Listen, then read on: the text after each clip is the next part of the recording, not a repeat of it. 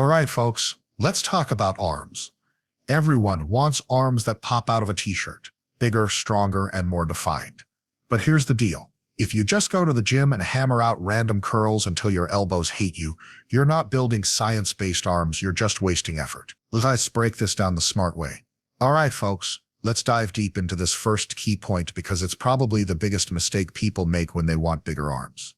Everybody thinks biceps. That's what you flex in the mirror. That's what you see when you roll your sleeves up. That's what every cartoon character shows off when they want to look strong. And don't get me wrong, biceps are important. They give your arms that nice round shape in the front. But here's the truth. Your arms are not just biceps. If you want arms that actually look big from every angle, arms that fill out a t-shirt and look powerful when you're standing relaxed, you need to give just as much, if not more, attention to your triceps. Now let's break this down with some anatomy. Your triceps have three heads: long, lateral, and medial, and together they make up about 2/3 of your upper arm mass. Think about that for a second. If you're only training biceps, you're working on maybe 1/3 of what makes your arms look impressive. That's like trying to build a house by only painting the front wall and ignoring everything else. From the side and the back, your arms will look flat. You might have a decent peak when you flex, but when your arms are just hanging, no one's going to think, wow, those are some big arms. They'll think, hey, he does a few curls now and then. Here's another thing. Your triceps aren't just for looks. They're also essential for pressing strength. Anytime you bench, overhead press, or dip, your triceps are working hard to extend your elbows. So if you only train biceps, you're not just shortchanging the size of your arms, you're shortchanging your overall upper body strength. And guess what? The stronger you are in pressing, the more volume and weight you can handle, which feeds back into bigger arms. It's all connected. But let's address why people get this wrong. Most beginners, and honestly even a lot of intermediate lifters, chase the pump. They curl until their arms feel like balloons, and they think, yep, that's arm day done. The pump feels good, it looks cool in the mirror, but it's not the same as balanced growth. A triceps pump isn't as obvious in the mirror from the front, so people don't chase it as much. But that's short-term thinking. If you want arms that look huge in real life, not just for a bathroom selfie, your triceps have to be in the game. So how do you actually make sure you're training both?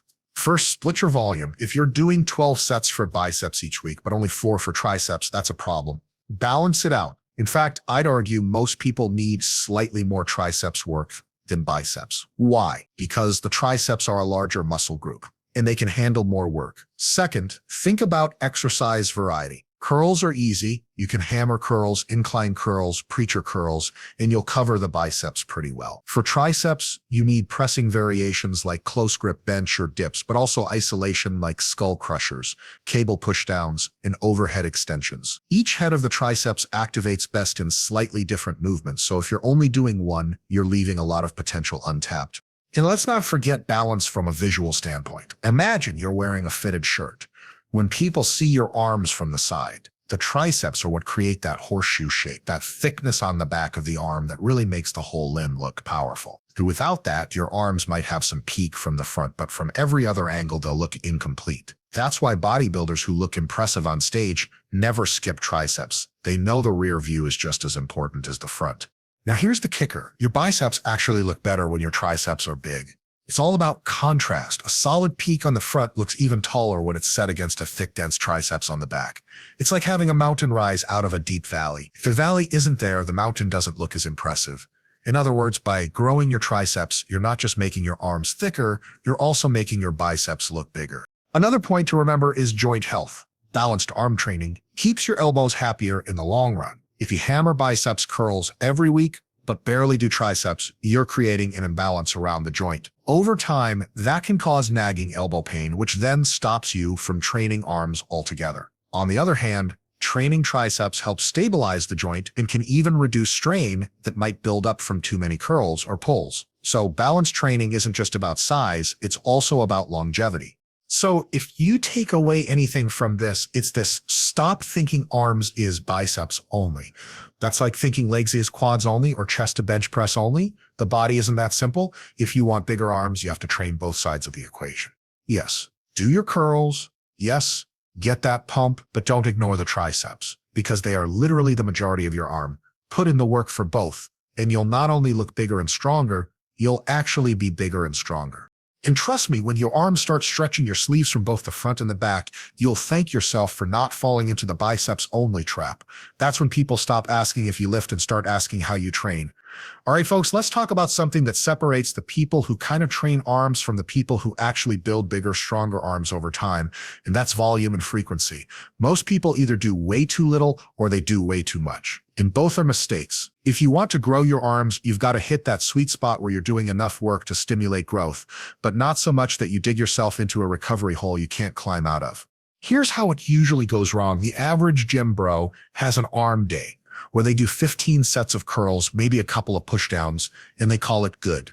They think one massive workout a week will shock their arms into growth. The problem is, muscles don't grow because of one crazy session. They grow because you give them repeated, consistent stimulus week after week while allowing them to recover. Doing a marathon of curls once a week is like watering your plants once a month with a fire hose. Too much at once and not often enough to actually keep them thriving. On the flip side, you've got people who think more is always better. They're doing arms 4 or 5 times a week, piling on 30, 40 sets a week because they read somewhere that pros train arms all the time. What happens? At first, they get sore, they get pumped, they think it's working. But then progress stalls. Their elbows ache, their performance dips, and they realize they're not growing because they're not recovering. Muscle grows when training stress meets proper recovery. If recovery is trashed, growth is off the table. So let's talk numbers. Most research and practical experience shows that the sweet spot for most lifters is somewhere around 10 to 20 hard sets per muscle group per week. Notice I said per muscle group. That means 10 to 20 sets for biceps and 10 to 20 for triceps. If you're a beginner, you probably start at the lower end, maybe 8 to 10 sets a week for each. As you get more advanced and your recovery capacity improves, you can push closer to 20, but once you go much past that, you're probably spinning your wheels or digging into recovery debt. Now, volume is only one part of the equation. The other part is frequency, how often you train your arms. Training a muscle once a week is usually not enough for most people. Remember, muscles need repeated stimulus to grow. Training arms twice a week is a much better baseline. That could mean doing a push workout and a pull workout where arms get hit indirectly, plus some direct arm work on another day. Or it could mean spreading direct arm training across 2 or 3 shorter sessions in the week. The key is you're not waiting a full 7 days before you hit the same muscle again. Why is frequency so important? Because muscles recover faster than you think, usually within 48 to 72 hours for most arm workouts. So if you only train arms once every 7 days, that means they're sitting around fully recovered for 4 or 5 days doing nothing. That's wasted time. On the other hand, if you're training them 2 or even 3 times a week, you're taking advantage of that recovery window, hitting them again when they're ready, and stacking growth stimulus more often. But here's where people get it twisted.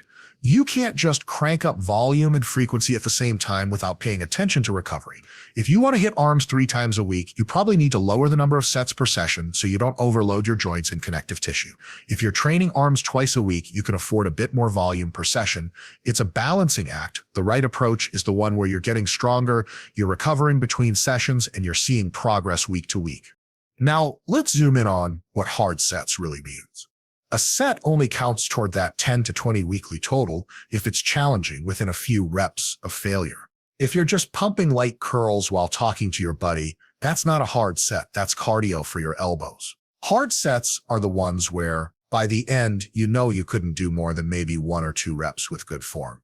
That's the kind of intensity that actually signals your muscles to grow. So don't fool yourself into thinking junk volume counts. 10 to 20 hard sets per week is the target. Another piece of this puzzle is progression. Volume isn't static. You might start at 10 sets per week for biceps and triceps, and after a couple months, when you're no longer sore and progress slows, you bump that up to 12. A few months later, maybe you're at 15. Volume is a tool you increase gradually over time, not something you max out on day 1. If you jump to 20 sets right away, where are you going to go when you stop growing? You've already played your biggest card. Start lower, progress upward, and use volume as a long-term lever for growth. And let's not ignore recovery markers.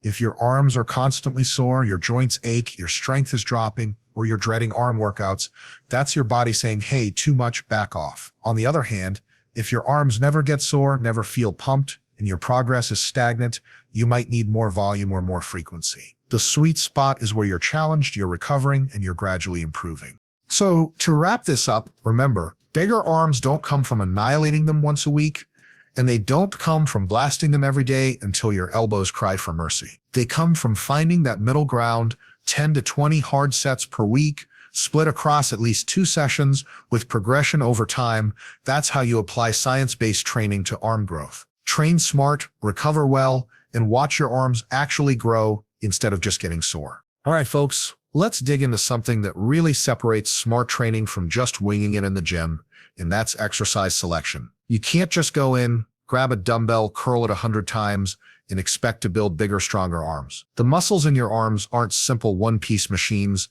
They've got different parts, different functions, and they respond best when you hit them from multiple angles with a variety of movements. If you're only doing 1 or 2 exercises for arms, you're leaving a ton of growth potential on the table. Let's start with the biceps. Everybody loves curls, right? But not all curls are created equal. The biceps have 2 heads, the long head and the short head. And while every curling motion will hit both, different exercises emphasize one a little more than the other. For example, if you're doing incline dumbbell curls with your elbows behind your body, you're giving the long head a great stretch and stimulus. If you're doing preacher curls with your elbows in front of your body, that hits the short head a bit more. Hammer curls, those bring the brachialis into play, which sits under the biceps and pushes them up, giving your arms that thicker look. So if you're only doing standard standing barbell curls, you're missing out on a whole lot of targeted development. Variety here isn't about being fancy. It's about covering all your bases so your biceps grow evenly and fully. Now let's talk triceps. If you remember, the triceps are 2/3 of your upper arm. So if you're serious about arm growth, you absolutely cannot slack on exercise selection here. The triceps have 3 heads: the long head, the lateral head, and the medial head. Different exercises hit these differently. For example, overhead extensions, whether with a dumbbell, barbell, or cable, stretch and load the long head the most because that head crosses the shoulder joint. On the other hand, pushdowns or kickbacks emphasize the lateral and medial heads more. Close grip bench press and dips, those are compound moves that let you load the triceps really heavy, and that's great for overall growth and strength. So if your triceps routine is just a couple sets of rope pushdowns at the end of a workout, you're not giving them anywhere near the stimulus they need. Here's the key principle. Muscles grow best when you train them through a full range of motion, with movements that load them in different positions. For biceps, that means having some curls where the muscle is stretched at the bottom, some where the tension is hardest at the top, and some in between. For triceps, that means doing movements where your arms are overhead, some where your arms are by your sides, and some heavy presses where you can move serious weight. By combining these, you're making sure no part of the muscle is left behind. And let's not forget about the practical side. Exercise selection also helps manage fatigue. If all you do is heavy barbell curls, your joints and tendons are going to start barking at you pretty quick. By mixing in cables, dumbbells, and different grips, you spread out the stress, keep your elbows healthy, and extend your training longevity. Same with triceps. If all you do is skull crushers every week, your elbows are probably going to hate you. But if you rotate between skull crushers, overhead dumbbell extensions, rope pushdowns, and close grip pressing, you can keep training hard without breaking down. Another factor is progression. Different exercises give you different room to progress. A close grip bench press can be loaded with a lot of weight, and you can track clear progress over time. Preacher curls, on the other hand, are more about strict isolation and control. You might not add big weight to them, but you can progress with slower negatives, better range of motion, and higher reps. Mixing both heavy compound-type arm movements and strict isolation movements gives you the best of both worlds, strength and size. A common mistake people make is thinking variety means randomness. It doesn't. Variety doesn't mean doing a different arm workout every single week. That's just chaos, and it makes progress impossible to track. Instead, you want to pick a smart set of exercises that cover all the angles, stick with them long enough to actually improve, and then rotate them out once progress slows or your joints start to complain. That way, you're getting both consistency and the benefits of variety over the long haul. Now let's put this into a real example. Say you're training biceps twice a week. On day 1, you might do barbell curls for heavy strength work, incline curls for a deep stretch, and hammer curls for the brachialis. On day 2, you switch it up, preacher curls for strict isolation, cable curls for constant tension, and concentration curls for mind-muscle connection. That way, across the week, you're hitting the biceps from every important angle without just repeating the same thing.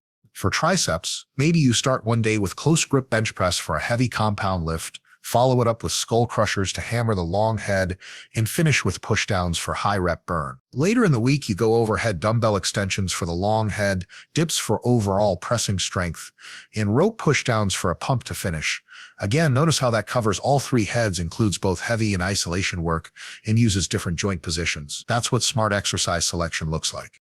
At the end of the day, arms don't grow because you found the one magical curl or pushdown that does it all. They grow because you consistently train them with the right mix of movements that cover the whole muscle, let you progress, and keep you healthy enough to keep training hard. If you're only doing one or two exercises for arms, you're basically trying to build a house with just a hammer. You'll get something, but it won't be nearly as impressive as if you used the full toolbox.